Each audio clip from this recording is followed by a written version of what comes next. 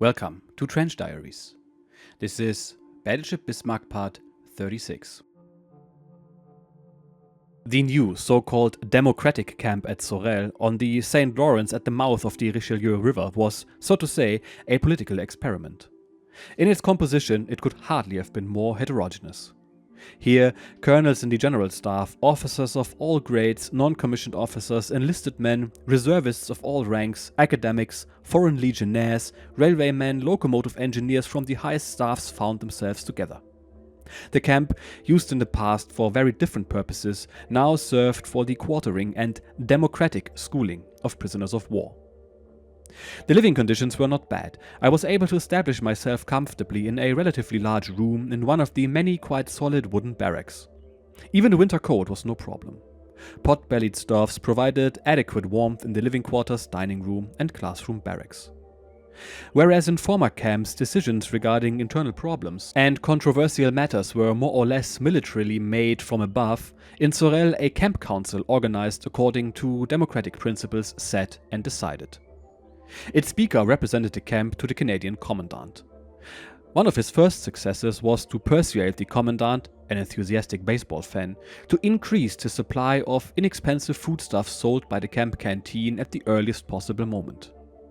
For immediately after the day of the German capitulation, Ottawa had drastically reduced the prisoners' ration level to 1,000 calories a day, a sudden drop from the previous 4,000.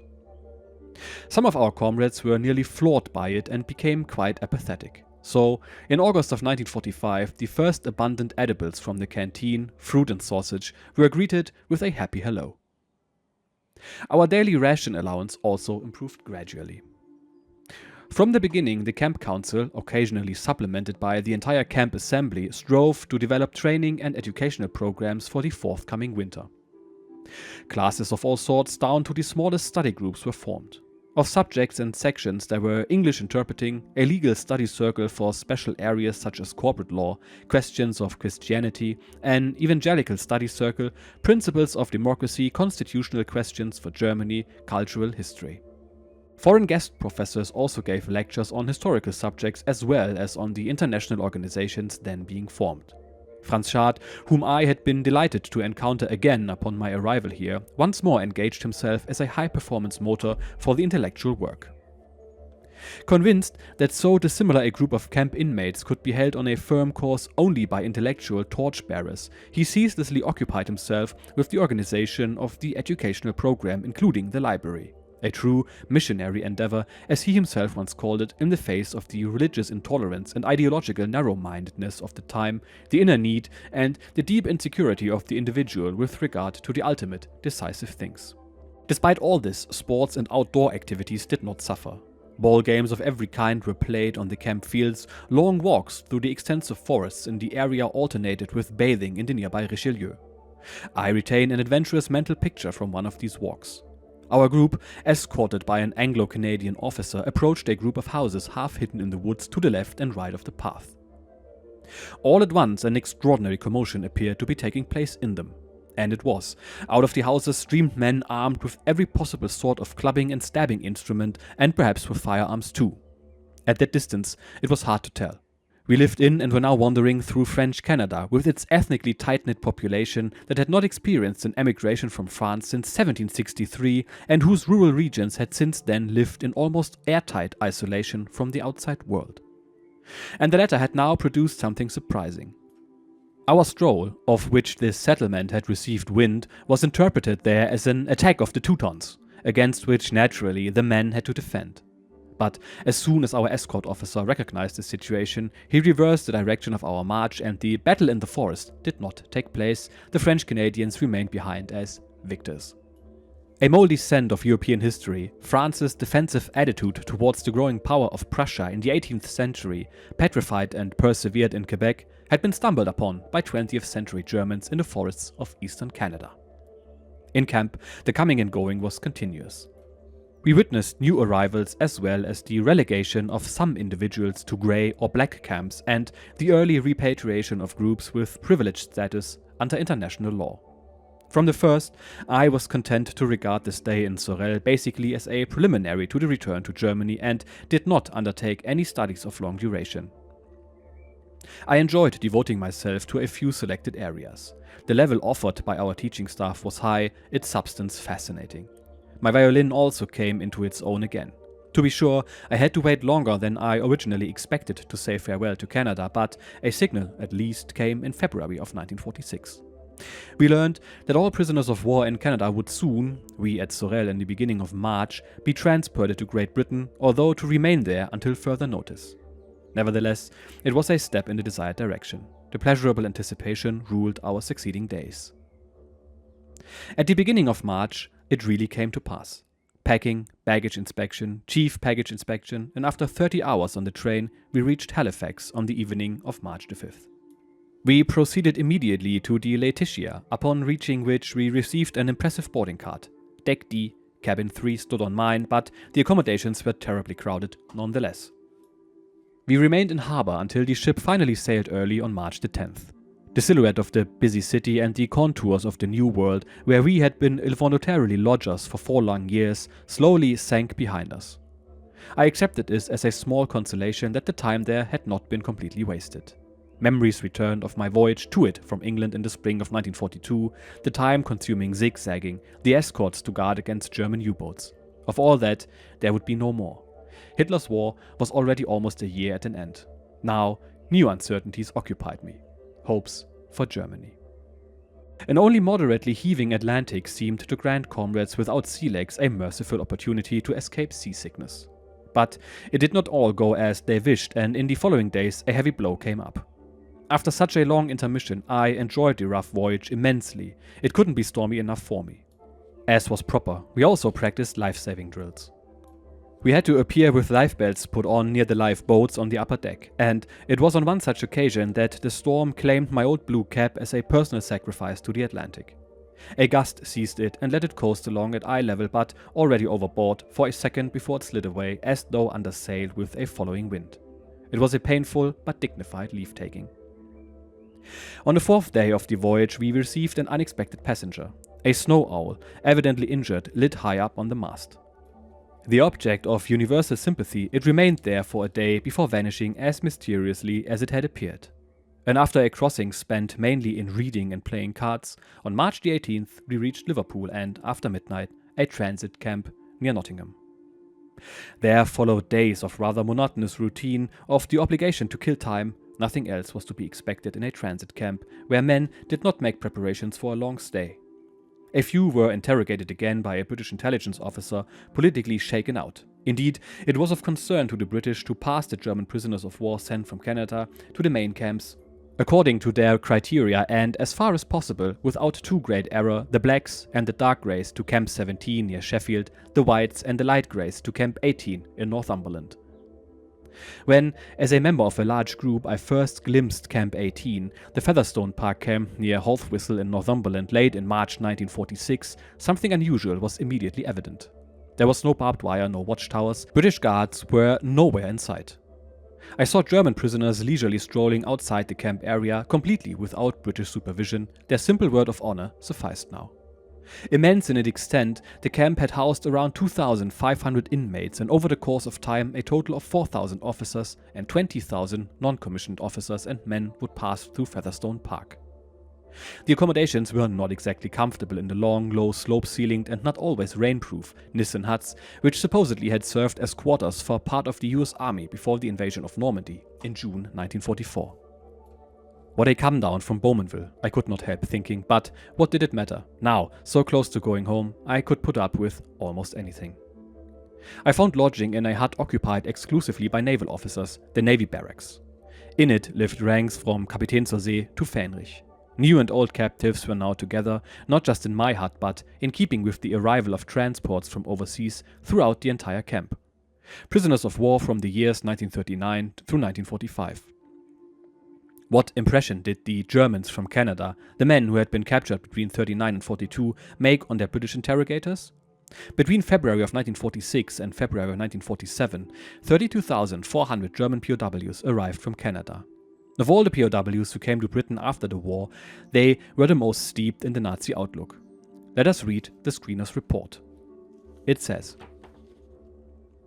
The vast majority are young men in their 20s and 30s who fought with the Afrika Korps and have been prisoners from as early as 1941 to 1942.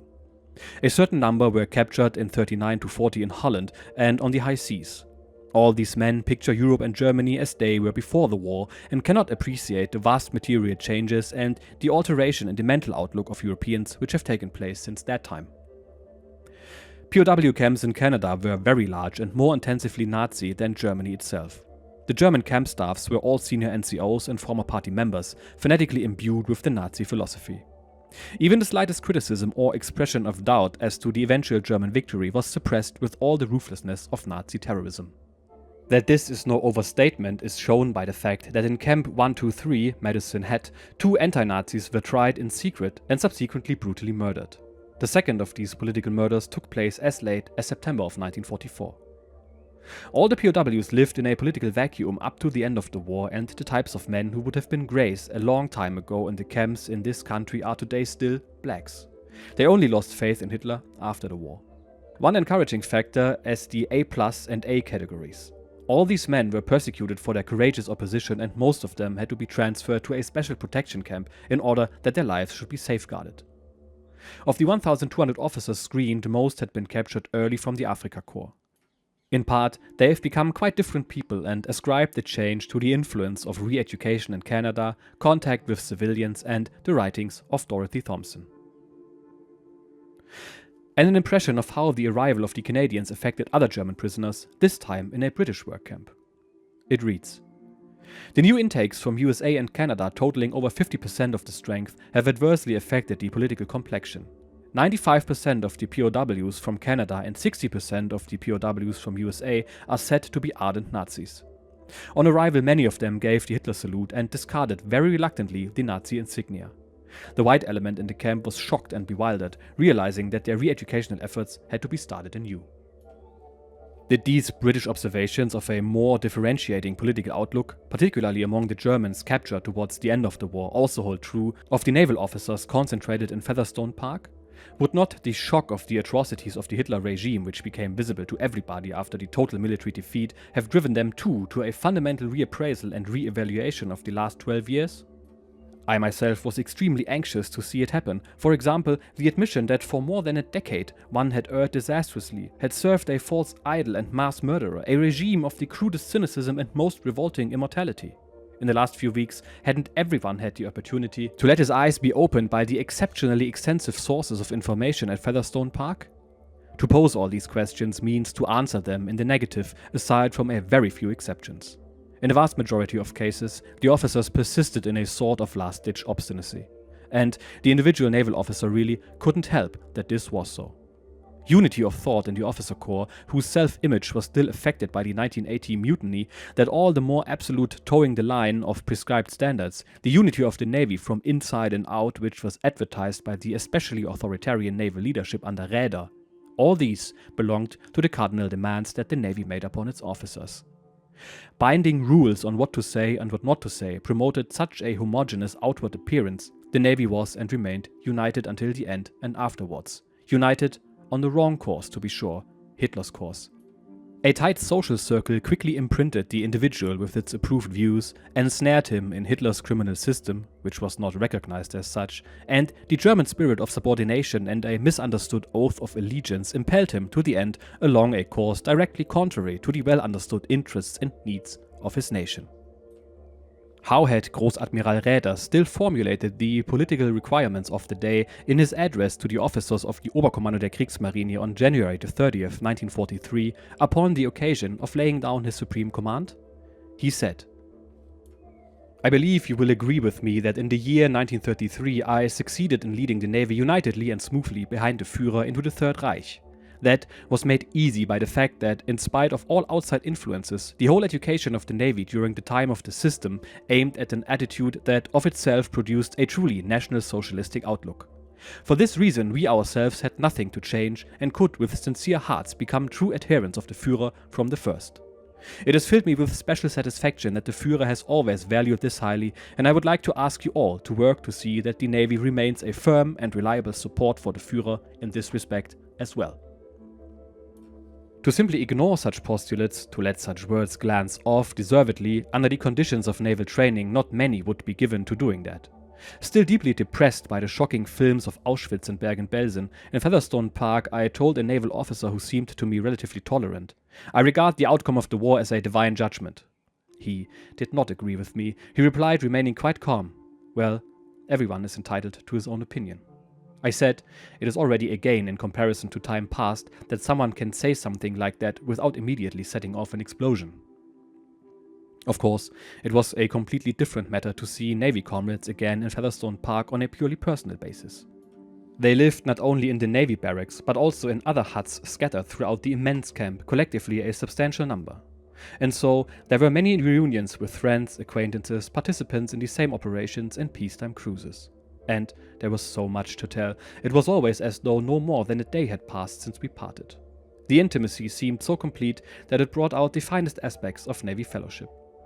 The profession of naval officer was indeed a very attractive one on the whole. Life in the Navy had a singular charm. Had not Hitler's evil shadow fallen over each and all? The freedom of activities in Featherstone Park entirely accorded with the readiness of the British administration to provide any reasonable assistance to the German prisoners. Soon after the camp's opening, a university, academic and other study groups, a theatre, a church, converted from a barracks for both denominations, and a symphony orchestra were established. The university offered a complete lecture program in law, political science, economics, history, philosophy and philology. The faculty was recruited from the large numbers of reservists in camp. The study groups, led by former college professors and journalists, concerned themselves primarily with the German political past. Foreign university professors also taught and debated and gave lecture series in camp. Once, the British assembled a brain trust to exercise us. You ask, we answer. How can Germany solve the social problem? On this topic spoke radical socialists, a young man with good common sense, an advocate of state-controlled private enterprise, an objective-minded economist, a socialist worker, an intellectual social democrat, and a Christian social thinker. All this was highly interesting, not the least for the technique, the method of discussion offered by representatives of a nation with centuries of experience in it. For the theatre, two groups were formed, one for serious pieces, the other for sketches and merrier things. The serious played, among others, The Death of Danton, William Tell, The Broken Pitcher and The Captain from Köpenick. The most splendid costumes were conjured from old sacks and dice, armaments from tin cans. The inmates of the camp included a writer's son, who functioned as head producer, helping to select and work up pieces. Women's roles were deleted with a single exception. For Shakespeare's Troilus and Cressida, men had to step forward. Many professional musicians played in the symphony orchestra. We enjoyed grand evenings of music and occasionally even a performance of an operetta.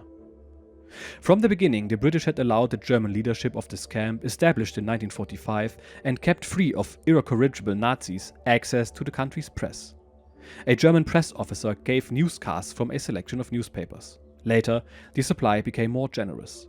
Each barracks could receive its own newspapers. The Times, the Manchester Guardian and The Spectator, a weekly magazine, were read, for example. From them, newscasts were put together and periodically announced.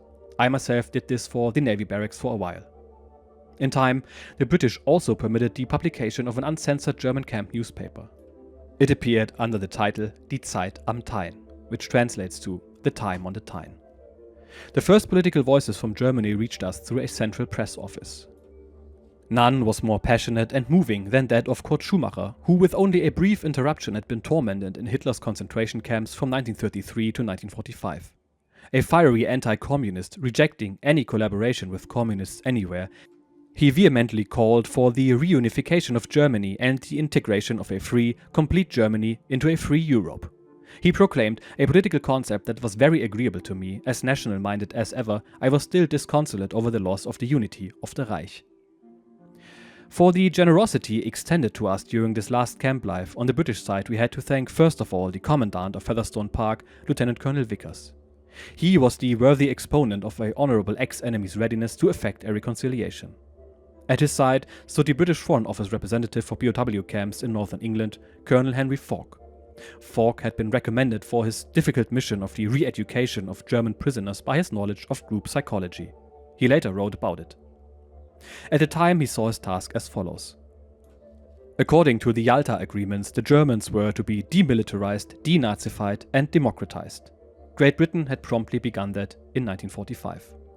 It was up to me to carry out the appropriate work in the German prisoners of war camps. Up to then, the German prisoner was not a man, but a Nazi, a concept that inspired revulsion and fright. But my experience showed me that the German prisoner was a man, and so the original re-education ended in an enthusiastic collaboration for our common future in a new Europe. In his daily work, Falk quickly recognized that the purely political thrust of re-education envisioned at Yalta was misdirected. To re-educate a National Socialist into a Democrat without prejudice to his relationship to the German people? In practice, he soon came to view this sort of task as unrealistic. He's quoted as, "The problem was a human one. Every man must feel that he has a right to belong to a group. Until the German capitulation, the rejection of National Socialism meant that one would be cast out of the group. Only a very few Germans dared to expose themselves to that danger. For this reason, the prisoners of war almost exclusively professed National Socialism until the end of the war. After the capitulation, Nazism was dead, and the prisoners, like all other Germans, needed a new group system. And at this time, the British began to attempt to place humanity, human rights, and human dignity in the forefront to the efforts being made with the prisoners. The prisoners should rethink about human life, but not about the political system.